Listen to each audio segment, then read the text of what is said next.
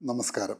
നമ്മുടെ രാജ്യത്തെ എല്ലാ സംസ്ഥാനങ്ങളിലും അനുഭവപ്പെടുന്ന വരൾച്ച സമ്പദ് വ്യവസ്ഥയ്ക്കുണ്ടാക്കുന്നത് 7 ലക്ഷം കോടി രൂപയുടെ ആഘാതമെന്ന് പഠനം.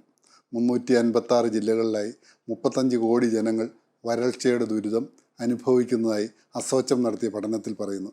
റിസർവോയറുകളിൽ വെള്ളം വറ്റി, ഭൂഗർഭജലത്തിൻ്റെ അളവും നന്നേ കുറഞ്ഞു.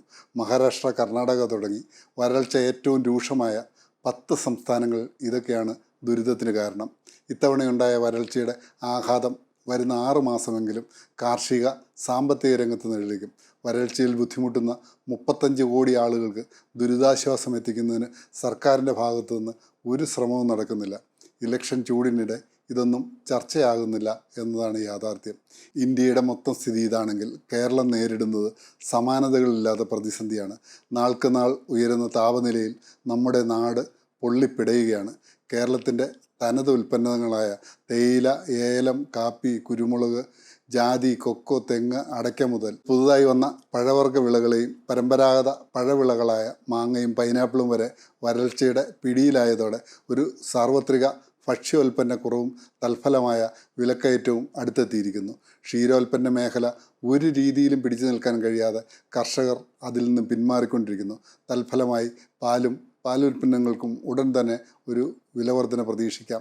പച്ചക്കറികളുടെ കാര്യത്തിൽ ഇപ്പോൾ തന്നെ അന്യ സംസ്ഥാനങ്ങളെ ആശ്രയിക്കുന്ന നമ്മുടെ കൃഷി ഈ വർഷം 50% വരൾച്ച മൂലം ഇല്ലാതാകുന്ന അവസ്ഥ കൂടി സംജാതമായിരിക്കുന്നു. 1 കോടിക്കടുത്ത് എയർ കണ്ടീഷണർ ഇൻസ്റ്റാൾ ചെയ്ത് ഈ കൊച്ചു കേരളം ഇപ്പോൾ ഇന്ത്യയിൽ നമ്പർ 1 ആയിരിക്കുന്നു. എന്നാൽ കേരളത്തിലെ കൃഷിയുടെ അവസ്ഥ വളരെ ഭീകരമാണെന്ന് നമ്മളറിയുക. മണ്ണും ഭൂപ്രദേശത്തിൻ്റെ പ്രത്യേകതകളും വെച്ച് ജലസേചനം കൊണ്ട് ഒരു 2 മാസമൊക്കെ ചെടികളെ പിടിച്ചു നിർത്താമെങ്കിലും 3 മാസത്തിൽ കൂടുതൽ മഴയില്ലാതെ നമ്മുടെ ചെടികൾക്ക് പിടിച്ചു നിൽക്കാനാവില്ല. കാരണം മണ്ണിൻ്റെ അത്ര മുകൾ പരപ്പിലാണ് നമ്മളുടെ എല്ലാ വിളകളുടെയും വേരോട്ടം. എന്നാൽ ഈ കൊല്ലം മഴയില്ലാത്ത 5 മാസവും കിടന്ന് 6-ാം മാസത്തിലേക്ക് എത്തിയിരിക്കുന്നു. റബ്ബർ ഒഴികെ സർവ്വ വിളകളും ഉണങ്ങി നശിച്ചുകൊണ്ടിരിക്കുന്നു. മൈഗ്രേഷൻ ഇക്കോണമിയിൽ ചലിക്കുന്ന കേരളത്തിന് ഇതൊന്നും ഒരു പ്രശ്നമല്ലെന്ന് തോന്നാം. പക്ഷേ ഭൂരിപക്ഷം വരുന്ന സാധാരണക്കാരുടെ അവസ്ഥ വളരെ ദയനീയമാണ്.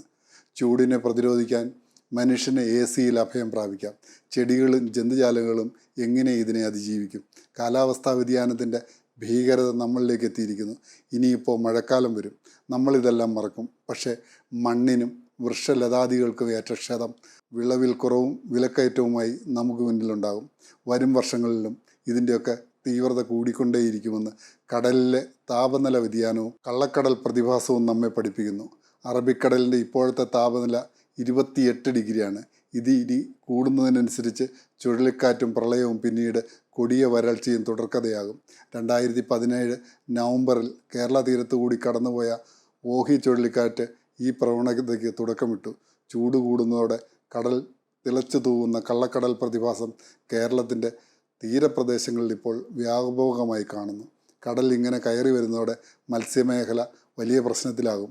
മത്സ്യലഭ്യത കുറയുകയും ഒപ്പം തീരത്തിൻ്റെ ചിത്രം തന്നെ മാറ്റിവരിക്കേണ്ട സ്ഥിതിവിശേഷം വരെയാകാം.